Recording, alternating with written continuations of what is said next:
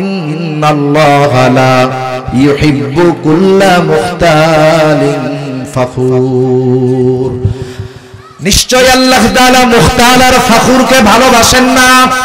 মুখতালকে আর ফখুরকে, মুখতাল হলো সে যে নিজেকে নিজে বড় মনে করে, সে নিজে নিজে ভাবে আমি বড় আলেম, আমি বড় যোগ্য মানুষ, আমি বড় জ্ঞানী, আমি খুব ভালো একজন যোগ্যতা সম্পন্ন ব্যক্তি, আমি খুব সুন্দর, আমি খুব ভালো একজন ওয়াইজ।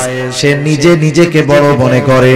আর ফখুর হলো সে যে অপরকে তুচ্ছ করে নিজেকে বড় মনে করে।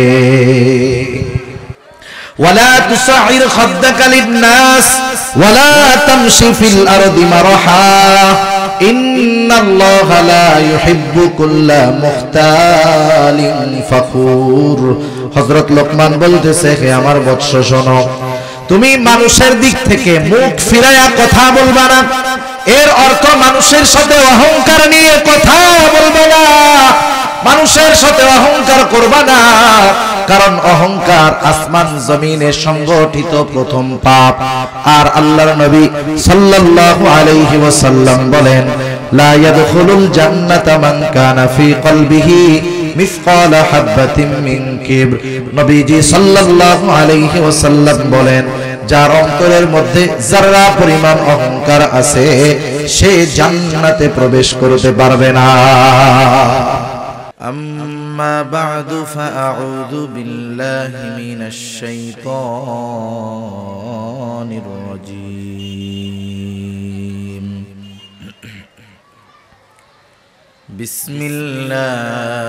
বিসমিল্লাহির রহমানির রহিম। ولقد آتينا لقمان الحكمة أن اشكر لله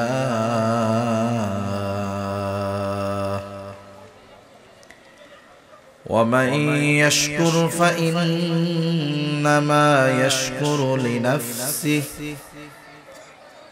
ومن كفر فإن الله غني حميد. وإذ قال لقمان لابنه وهو يعظه يا بني لا تشرك بالله إن الشرك لظلم عظيم.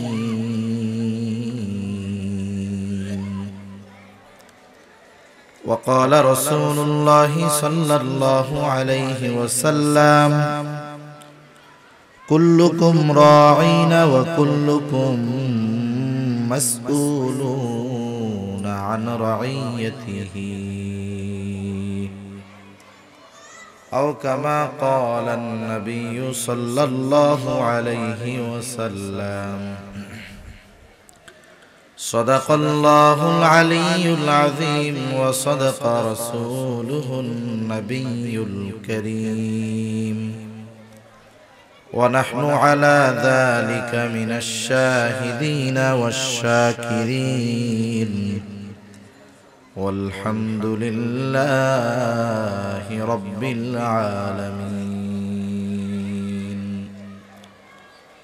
سبحانك لا علم لنا إلا ما علمتنا إنك أنت العليم الحكيم.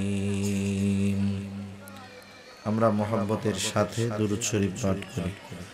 اللهم صل على محمد وعلى آل محمد كما صليت على إبراهيم وعلى آل إبراهيم إنك حميد مجيد. اللهم بارك على محمد وعلى آل محمد كما باركت على إبراهيم وعلى آل إبراهيم إنك حميد مجيد بلغ العلا بكماله كشف الدجى بجماله حسنت جميع خصاله صلوا عليه وآله لا إله إلا الله ভলিউম বাড়ান আওয়াজটা ছেড়ে দেন ভাষায় দেন ইল্লাল্লাহ লা ইলাহা ইল্লাল্লাহ লা ইলাহা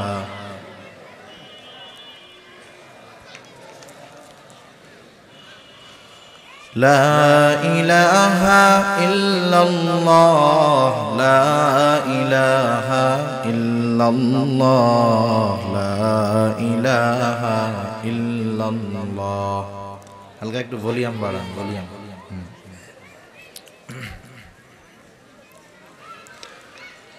لا إله إلا الله محمد رسول الله صلى الله عليه وسلم الحمد لله মেরাদিয়া মধ্যপাড়া যুব সমাজের উদ্যোগে আয়োজিত প্রথম বার্ষিক ওয়াজ ও দোয়ার মাহফিলের সম্মানিত শ্রদ্ধেয় সভাপতি,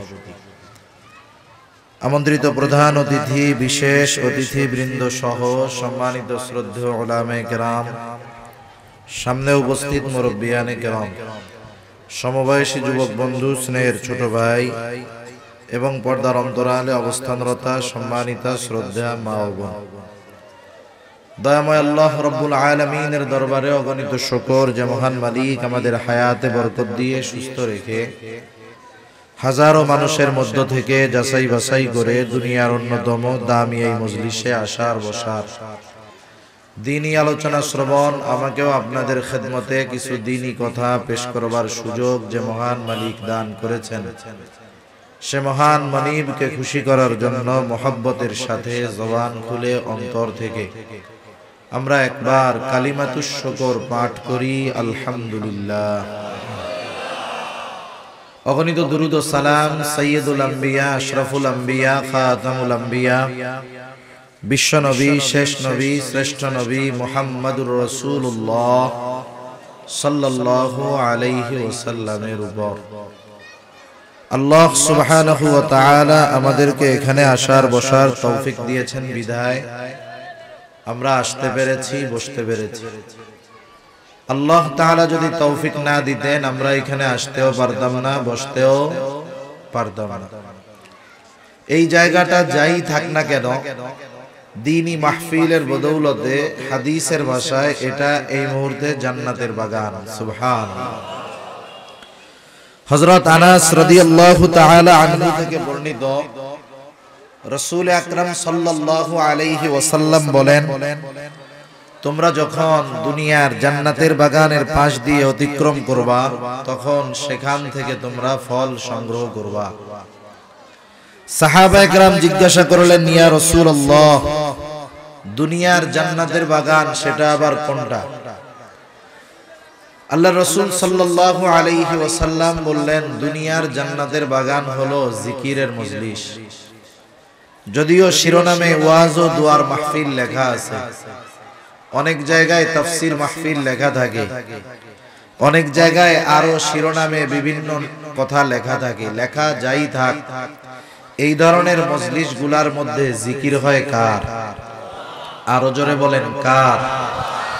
এই ধরনের মজলিসগুলোর মধ্যে আল্লাহ তাআলার জিকির হয়। এখানে বসে আমরা বলি সুবহানাল্লাহ, আলহামদুলিল্লাহ, লা ইলাহা ইল্লাল্লাহু, আল্লাহু আকবার। এই যে কথাগুলো বলি আমরা, মুসলিম শরীফের হাদিসের মধ্যে আসছে, রাসূলুল্লাহ সাল্লাল্লাহু আলাইহি ওয়াসাল্লাম বলেন, আল্লাহ তাআলার কাছে সবচাইতে প্রিয় কালিমা, প্রিয় বাক্য হলো চারটি। কয়টি? এগুলো হলো সুবহানাল্লাহ, আলহামদুলিল্লাহ, লা ইলাহা ইল্লাল্লাহ, আল্লাহু আকবার। আর এক হাদিসের মধ্যে আসছে, নবীজি সাল্লাল্লাহু আলাইহি ওয়াসাল্লামের কাছেও প্রিয় কালিমা হলো চারটি। সেগুলো সুবহানাল্লাহ, আলহামদুলিল্লাহ, লা ইলাহা ইল্লাল্লাহু, আল্লাহু আকবার। যেই চার কালিমা আল্লাহর প্রিয়, যেই চার কালিমা রাসূলুল্লাহ সাল্লাল্লাহু আলাইহি ওয়াসাল্লামের প্রিয়, সেই চার কালিমা যদি আমরা আমাদেরও প্রিয় বানায় নেই, আমাদের লাভ না লস? এখন লাভ বেশি না কম? অনেক বেশি লাভ। কারণ যেই জবান জিকির দ্বারা সিক্ত হয়, যেই জবান দিয়ে আল্লাহ তাআলার কথা, আল্লাহ তাআলার নাম, আল্লাহ তাআলার প্রশংসা, আল্লাহ তাআলার বড়ত্ব বেশি বেশি উচ্চারিত হয়, বলেন তো সেই জবান হেফাজত, সেই জবান নিরাপদ না অনিরাপদ? তার মানে সেই জবানটা, যে যার জবানকে আল্লাহর জিকির দ্বারা সিক্ত রাখতে পেরেছে, সে তার জবানকে দুনিয়ার গুনাহ থেকে হেফাজত করতে পেরেছে। ঠিক কিনা বলেন? যদি জবান হেফাজত করা যায়, লাভটা কি? রাসূলুল্লাহ সাল্লাল্লাহু আলাইহি ওয়াসাল্লাম এক হাদিসের মধ্যে বলেন, তোমরা আমাকে দুটো জিনিস হেফাজতের গ্যারান্টি দাও। কয়টা জিনিস? দুটো জিনিস হেফাজতের গ্যারান্টি দাও, আমি তোমাদেরকে জান্নাতের গ্যারান্টি দিয়ে দিব। একটু আস্তে বলেন সুবহানাল্লাহ। এক নাম্বার জবানের হেফাজত, দুই নাম্বার লজ্জা স্থানের হেফাজত। আর এক হাদিসের মধ্যে রাসূল আকরাম সাল্লাল্লাহু আলাইহি ওয়াসাল্লাম প্রকৃত মুসলমান কারা, প্রকৃত মুসলিম কারা? গরুর গোশত খাইলেই সে যে মুসলিম তা নয়, সুন্নাতে খাতনা করাইলেই যে সে মুসলিম তা নয়, বরং প্রকৃত মুসলমানের মধ্যে কিছু কোয়ালিফিকেশন থাকে, কিছু গুণ থাকে। আল্লাহ রাসূল সাল্লাল্লাহু আলাইহি ওয়াসাল্লাম বলেন, প্রকৃত মুসলমান হলো সে যার জবান এবং হাতের অনিষ্ট থেকে অপর মুসলমান নিরাপদ থাকে। সুবহানাল্লাহ। আল মুসলিম মান সালিমাল মুসলিমুনা মিন লিসানিহি ওয়া ইয়াদিহি। মুসলমান হলো সে যার জবান এবং হাতের অনিষ্ট থেকে অপর মুসলমান নিরাপদ থাকে। তাহলে প্রকৃত মুসলমান হওয়ার জন্য দুটো জিনিস দরকার, তার মধ্যে একটা দরকার জবানের হেফাজত। ঠিক কিনা? জান্নাতের গ্যারান্টি পেতে হলে দুটো জিনিসের দরকার, তার মধ্যে একটা হলো জবানের হেফাজত। আর জবান হেফাজতের অন্যতম মাধ্যম হলো জবানকে আল্লাহর জিকির দ্বারা সিক্ত করা। সেটা হতে পারে কোরআনুল কারীম তিলাওয়াতের মাধ্যমে, সেটা হতে পারে সুবহানাল্লাহ, আলহামদুলিল্লাহ, লা ইলাহা ইল্লাল্লাহু, আল্লাহু আকবার বলার মাধ্যমে। কারণ দুনিয়ার অনেক ছোট ছোট ভালো কাজ বড় বড় গুনার কাজ থেকে বাঁচার কারণ হতে পারে। ঠিক কিনা বলেন? তাহলে ছোট ছোট নেকের কাজ জান্নাতে যাওয়ার কারণ হতে পারে, ছোট ছোট গুনার কাজ জাহান্নামে যাওয়ার কারণ হতে পারে। এজন্য আমার আপনার জন্য শিক্ষণীয় বিষয় যেটা, যে আমার আপনার সামনে যদি কোনো ভালো কাজ করার সুযোগ আসে, সেটা ছোট হোক, আমরা তুচ্ছ মনে করে কাজটা ছাড়ব না। যদি কোনো গুনার কাজ আসে, সেটা যত ছোট হোক, ওটাকে ছোট মনে করে গুনার কাজ করব না। আল্লাহ তাআলা আমাদের বুঝবার তৌফিক দান করুন। সম্মানিত উপস্থিতি, আমি আপনাদের খেদমতে পবিত্র কোরআনুল কারীমের সূরা লোকমান থেকে দ্বিতীয় রুকু থেকে দুইটা আয়াত তিলাওয়াত করেছি। যদিও আয়াত তিলাওয়াত করেছি দুটো, তবে এই রুকুর কিছু কথা আমি আপনাদের খেদমতে পেশ করতে চাই। এই রুকুর মধ্যে আল্লাহ সুবহানাহু ওয়া তাআলা হযরত লোকমান তার সন্তানকে কিছু উপদেশ দিয়েছেন, যেই উপদেশগুলো আল্লাহ সুবহানাহু ওয়া তাআলার কাছে এতটা ভালো লেগেছে, পছন্দনীয় হয়েছে, যে হযরত লোকমানের করা নসিহত আল্লাহ তাআলা কোরআনুল কারীমের মধ্যে আমাদের জন্য সন্নিবেশন করেছেন, নাজিল করেছেন। শুধু তাই না, এই নসিহতগুলো এত গুরুত্বপূর্ণ নসিহত, ওই নসিহতগুলো যদি আমরা আমাদের সন্তানদের করি, সাথে সাথে ওই নসিহত অনুযায়ী যদি সন্তানদেরকে আমরা আমল করাতে পারি, তাহলে আমাদের সন্তানেরা দুনিয়া আখিরাতে আমাদের জন্য সম্পদে পরিণত হবে। আমরা শুধু সম্পদ বলতে টাকা পয়সা গাড়ি বাড়ি ধন দৌলতকেই মনে করি, কিন্তু আসলে সম্পদ বলতে গাড়ি বাড়ি এগুলোর মধ্যেই সীমাবদ্ধ নয়, বরং বড় সম্পদ হলো আমাদের সন্তান। ঠিক কিনা বলেন? সেজন্য আমরা যদি আমাদের সন্তানদেরকে দুনিয়া আখেরাতে আমাদের জন্য সম্পদে পরিণত করতে চাই, কি করণীয়? এই রুকুর মধ্যে যে শিক্ষাগুলো আমাদের জন্য আছে, আমরা যদি সেই শিক্ষাগুলো কাজে লাগাতে পারি, তাহলে আশা করা যায় আমাদের সন্তানেরা সম্পদে পরিণত হবে। এখনকার জামানায় অধিকাংশ ক্ষেত্রে মানুষ তার সন্তানদেরকে এটিএম বুথ, টাকার মেশিনে পরিণত করতে চায়। প্রত্যেকটা মা বাবার, অধিকাংশ ক্ষেত্রে মা বাবার টার্গেট থাকে যে আমার সন্তান লেখাপড়া শিখবে, উচ্চ শিক্ষিত হবে, উচ্চ শিক্ষিত হওয়ার পর সে বড় চাকরি করবে, ব্যবসা করবে, বিদেশে যাবে, মোটা মোটা টাকার বান্ডিল উপার্জন করবে, আর আমি বসে পায়ের উপরে পা রেখে বুড়াকালে শুধু খাবো। এই চিন্তা যেই সমস্ত মা বাবারা করে, বাস্তবতা তার ভিন্ন।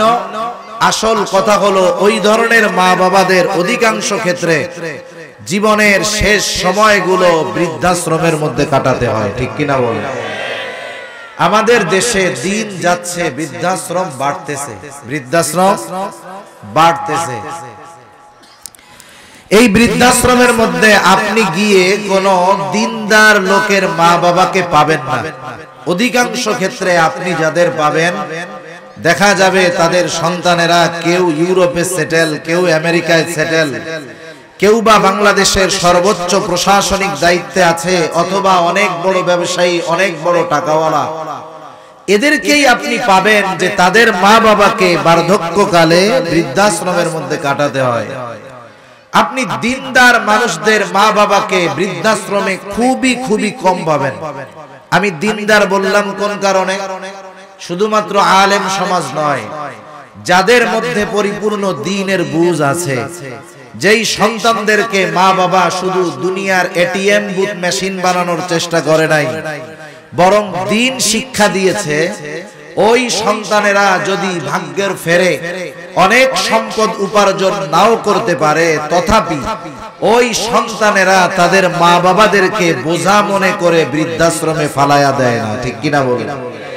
এজন্য আমি আপনাদের খেদমতে শুধু এই কথাগুলোই বলবো, আপনারা যদি চান যে আমাদের সন্তানেরা দুনিয়া আখেরাতের সম্পদ হোক, তাহলে হযরত লোকমান যেই নসিহতগুলো করেছেন, এই নসিহতগুলোর আলোকে আমরা আমাদের সন্তানদেরকে গড়ে তুলব ইনশাআল্লাহ। হযরত লোকমানের নসিহতগুলো আল্লাহ তাআলা আমাদেরকে বলার আগে হযরত লোকমানের সম্যক পরিচয় আল্লাহ তাআলা তুলে ধরেছেন। কারণ আপনাদের এই অঞ্চলের সবচাইতে পরিচিত গ্রহণযোগ্য যেই মানুষটা, সেই মানুষটার কথার মূল্যায়ন আপনারা সবাই করেন। এর কারণ কি? তার পরিচয় জানার কারণে। আপনাদের এই এলাকার ওই পরিচিত লোকটা যদি দেশের অপর প্রান্তে চলে যায়, পঞ্চগড়, ওইখানে তাকে কেউ চিনে না, তার পরিচিত কেউ নাই, বলেন তো ওই ব্যক্তির কথা আপনারা যেমন মূল্যায়ন করতেন, ওই এলাকার মানুষগুলো তাকে না চেনার কারণে তার কথাগুলোর কি সমান মূল্যায়ন করবে? করবে না। কারণ তাকে ওইখানে কেউ চিনে না। কিন্তু ওই এলাকার মাননীয় এমপি মহোদয়, উনি যদি এক জনসভার মধ্যে ওই অপরিচিত লোকটাকে সকলের সামনে পরিচয় করায়া দেয় যে দেখেন, এই যে আমার বিশিষ্ট বন্ধুবর, আমার খুব কাছের মানুষ, আমার খুব মহব্বতের মানুষ, উনি খুব জ্ঞানী মানুষ, ঢাকা শহরের একজন গ্রহণযোগ্য মানুষ, আপনাদের এখানে বেড়াতে আসছে, আপনারা একটু খেয়াল রাখবেন জানি ওনার কোনো অসম্মান না হয়। বলেন তো, এইবার যখন এমপি মহোদয় ওই লোকটার পরিচয় তার এলাকার লোকের মধ্যে করায়া দিবেন, একটু আগে অপরিচিত থাকা অবস্থায় ওনার কথার যেই দাম ছিল, মূল্যায়ন ছিল, পরিচয় করায় দেওয়ার পরে কথার মূল্যায়ন, দাম বাড়বে না কমবে? হযরত লোকমান কে ছিলেন? তার নসিহতগুলো কতটা গুরুত্বপূর্ণ, এই নসিহতগুলো বর্ণনা করার পূর্বে আল্লাহ সুবহানাহু ওয়া তাআলা আমাদেরকে হযরত লোকমানের পরিচয়টা আগে জানায়া দিচ্ছেন। দুনিয়ার একজন এমপি যদি অপরিচিত মানুষকে মানুষের সামনে পরিচয় করায়া দেয়, তার গ্রহণযোগ্যতা সমাজে বেড়ে যায়। আর আহকামুল হাকিমিন যার পরিচয় করায়া দিচ্ছেন, বলেন তো তার কথার যথাযথ মূল্যায়ন করার দরকার আছে না নাই? সেজন্য আহকামুল হাকিমিন হযরত লোকমানের সম্যক পরিচয় আমাদের সামনে তুলে ধরতেছেন। আল্লাহ তাআলা বলেন, ওয়ালাকাদ আতাইনা লুকমানাল হিকমাতা আনিশকুর লিল্লাহ ওয়া মান ইয়াশকুর ফাইন্নামা ইয়াশকুরু লিনাফসিহি ওয়া মান কাফারা ফাইন্নাল্লাহা গানিয়্যুন হামিদ। আল্লাহ রাব্বুল আলামিন বলেন, ওয়ালাকাদ আতাইনা লুকমানাল হিকমা, আমি লোকমানকে হিকমত প্রদান করেছি, প্রজ্ঞা দান করেছি। তাফসীরের মধ্যে আসছে হযরত লোকমানকে আল্লাহ সুবহানাহু ওয়া তাআলার পক্ষ থেকে দুটো জিনিস থেকে একটা বেছে নেওয়ার সুযোগ দেওয়া হয়েছিল। হযরত লোকমানকে সুযোগ দেওয়া হলো, তিনি চাইলে নবুয়াত অথবা হিকমত, এই দুটো থেকে একটা জিনিসকে তিনি গ্রহণ করতে পারবেন, বেছে নিতে পারবেন। হযরত লোকমানকে নবুয়াত ও হিকমত, নবুয়াত যে মর্যাদাপূর্ণ একটি পদ, দায়িত্ব, এ ব্যাপারে কোনো সন্দেহ নাই। আর প্রত্যেকটা নবী হিকমতওয়ালা, কিন্তু হযরত লোকমান নবুয়তের মতো মর্যাদাপূর্ণ বিষয়কে গ্রহণ না করে হযরত লোকমান হিকমতকে গ্রহণ করেছেন। প্রশ্ন করা হলো, লোকমান আপনি নবুয়তের মতো এত গুরুত্বপূর্ণ বিষয়কে গ্রহণ না করে কেন হিকমতকে গ্রহণ করলেন?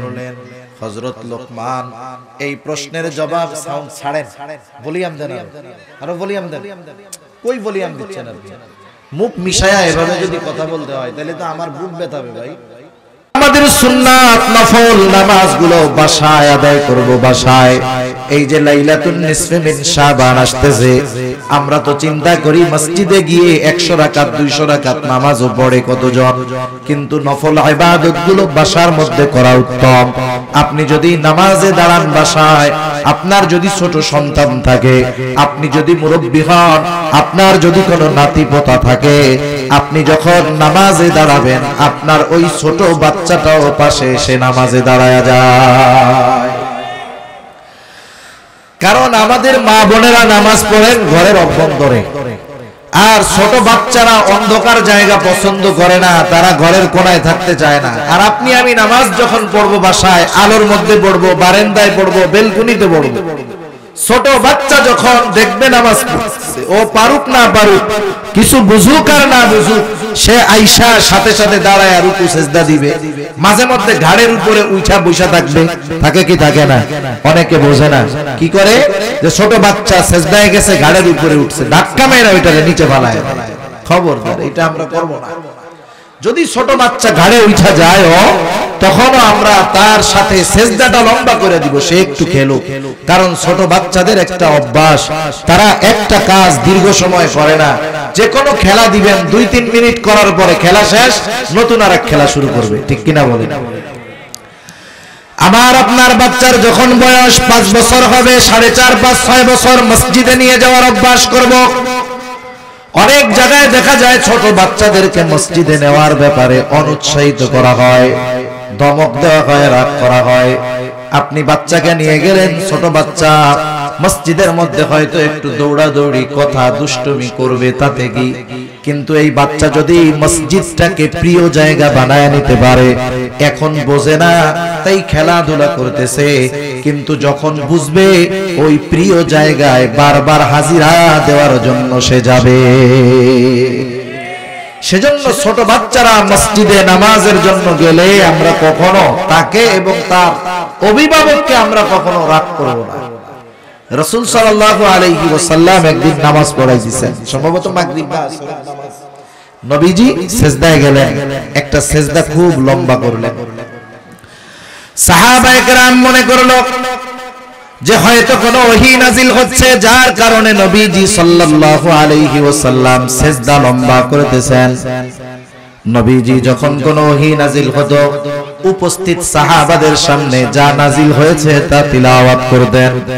কিন্তু নবীজি সালাম ফিরাইলেন, সাহাবাদের দিকে ঘুরলেন, কিন্তু নবীজি কোনো কিছু বলেন না, তিলাওয়াত করেন না। তাহলে সিজদা এত লম্বা করার কারণ কি?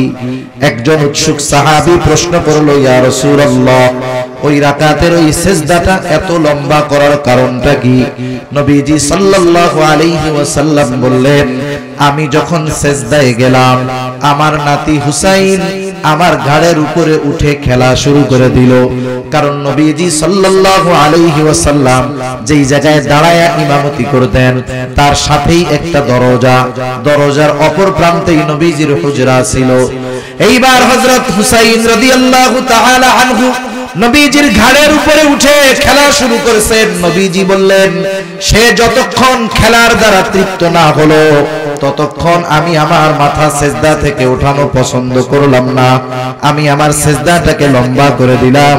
সে খেলা করলো, তৃপ্ত হলো, চলে গেল, এরপরে আমি সিজদা থেকে মাথা উঠাইলাম।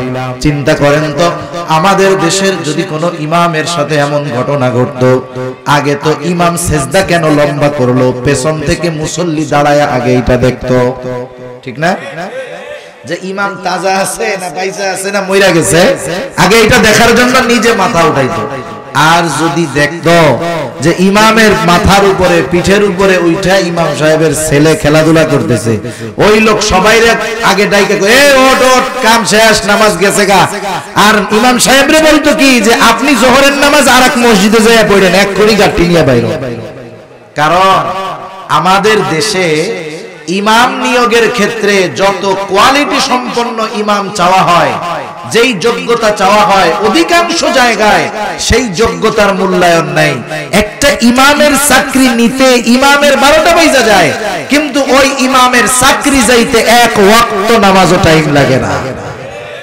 মানে চাকরি নেওয়া যত কঠিন, চাকরি থেকে বাদ হওয়া এর চাইতে আরো বেশি সহজ। তা দেখেন নবীজি সাল্লাল্লাহু আলাইহি ওয়াসাল্লাম নিজের নাতি ইমামতি করতেছেন নামাজের, ওই অবস্থায় ঘাড়ের উপরে উঠছে, নবীজি নামাজ লম্বা করে দিচ্ছেন। এখন বলেন, একটু আইসা যদি ওরা একটু চিল্লাচিল্লি করে, দৌড়াদৌড়ি করে, তাহলে ওদের উপরে রাগ হওয়ার কোনো কিছু নাই। বরং আমাদের সন্তানদেরকে মসজিদমুখী কিভাবে করা যায়, সে ব্যবস্থাপনা প্রত্যেকটা মসজিদের মসজিদ কমিটিদের নেওয়ার দরকার। মসজিদ কমিটির কাজ কি? মসজিদ কমিটির কাজ হলো ইমাম আর মুয়াজ্জিন আর খাদেমের পিছনে লেগে থাকা, এই কাজ নাকি? শুধুমাত্র এসি লাগানো, কোন জায়গায় ময়লা আছে এটা দেখা, এটা মসজিদ কমিটির কাজ নয়। বরং মূল কাজ তো হলো ইমামের ডিরেকশন ফলো করে কাজ করা।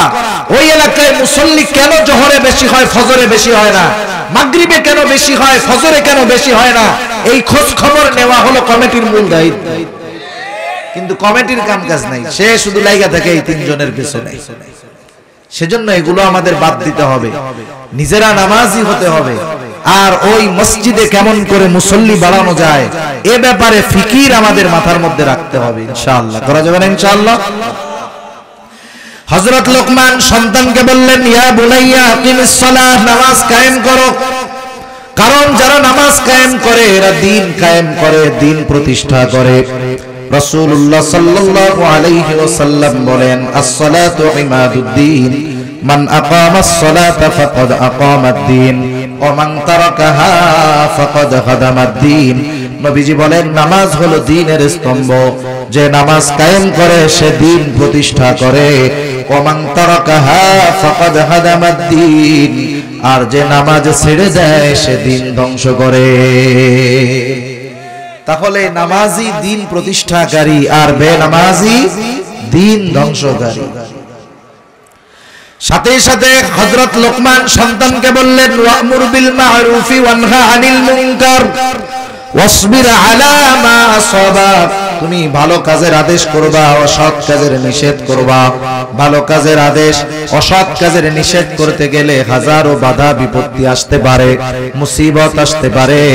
যখন মুসিবত আসবে, ওয়াসবির আলা মা আসাবাক, তুমি ওই মুসিবতের উপরে সবর করবা, কারণ ভালো কাজের আদেশ, অসৎ কাজের নিষেধ, ইন্না যালিকা মিন আজমিল উমুর, এটা বড় এক কাজ, সাধারণ কোনো কাজ নয়।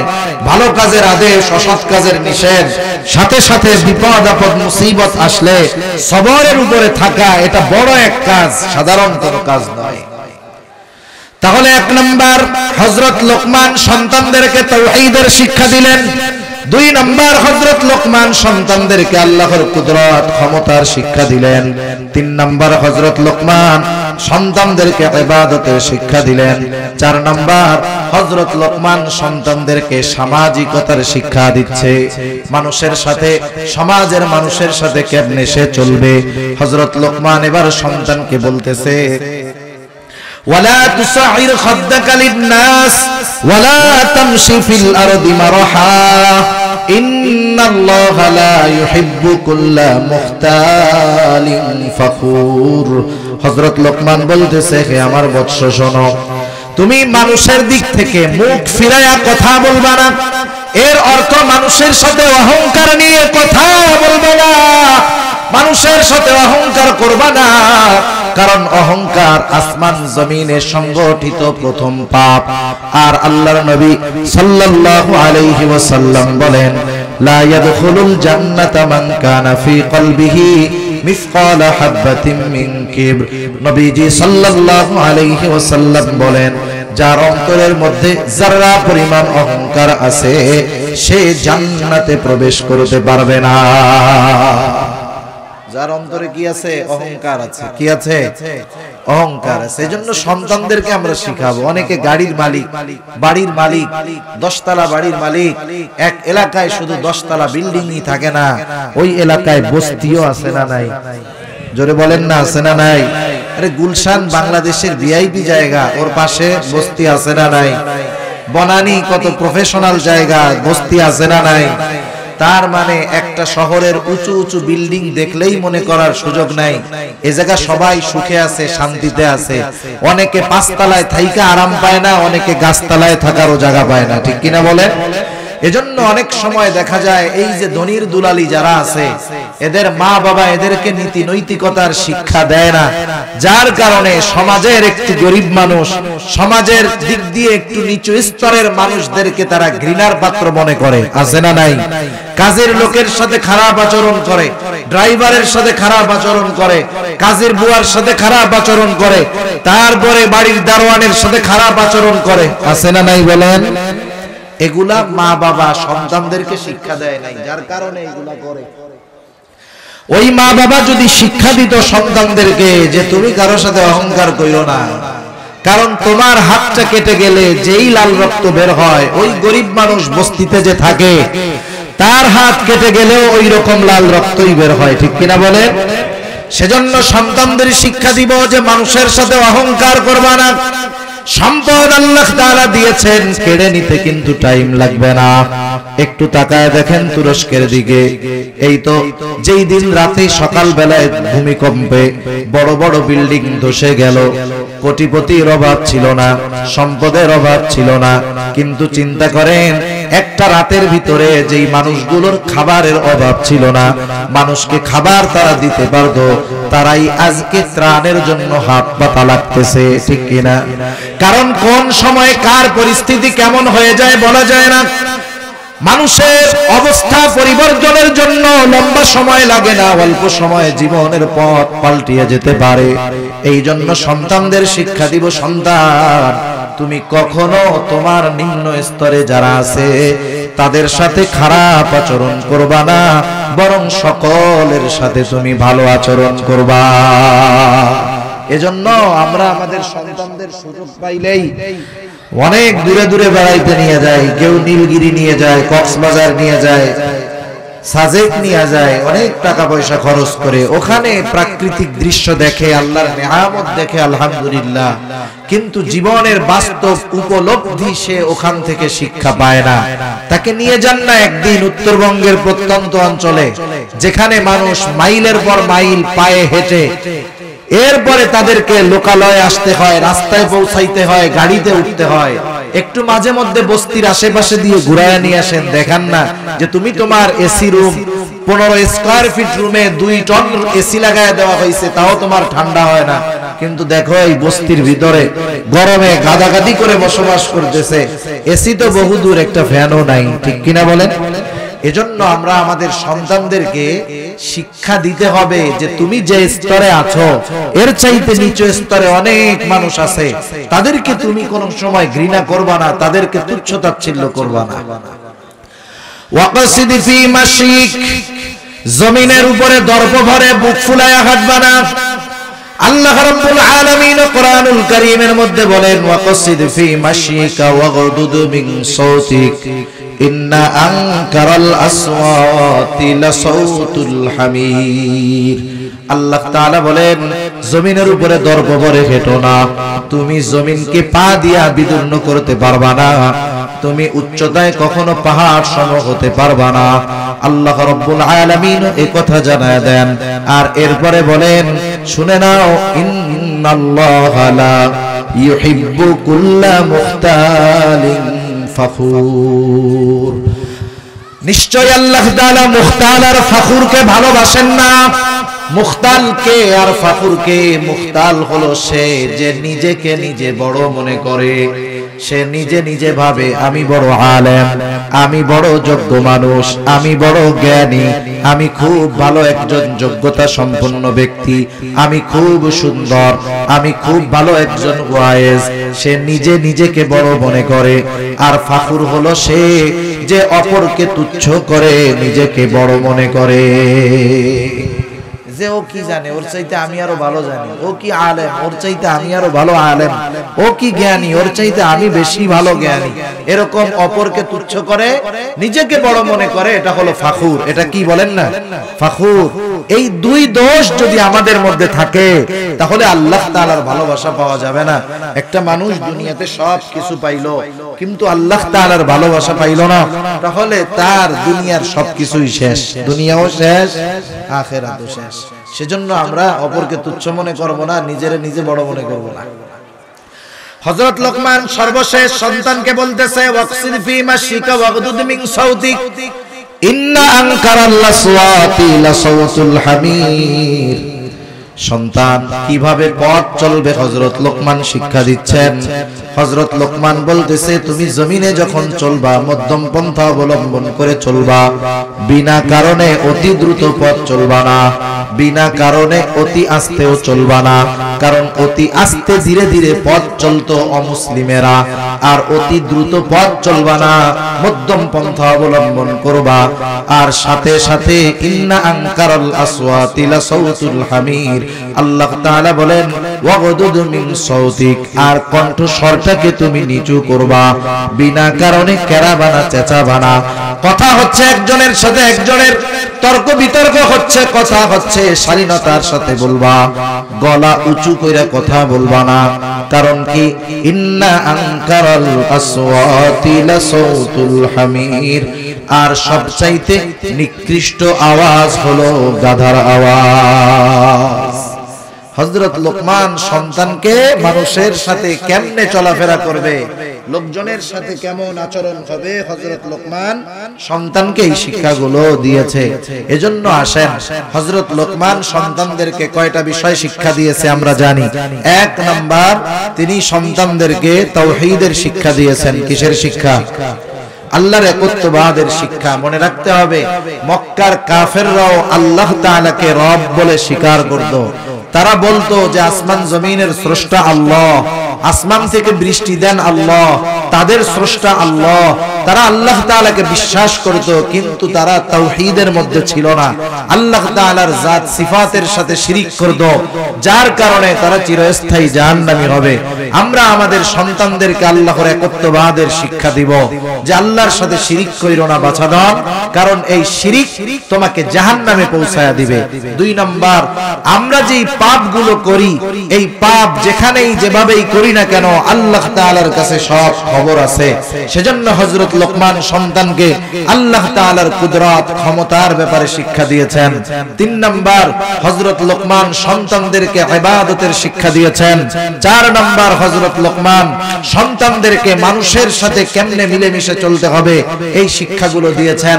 আমরাও যদি আমাদের সন্তানদেরকে দায়িত্ব নিয়ে এই শিক্ষাগুলো যথাযথভাবে দেই, আশা করা যায় আমাদের সন্তান দুনিয়া আখিরাতের সম্পদে পরিণত হবে। ঠিক কিনা বলেন? সেজন্য সকলেই চায় যে তার সন্তান ভালো হোক। এক বাবার সন্তান যদি বড় টাকা পয়সার মালিক হয়, আর তার এই টাকা পয়সা উপার্জনের মাধ্যমটা যদি হারাম হয়, ঘুষের মাধ্যমে, অন্যটা মেরে খাওয়ার মাধ্যমে,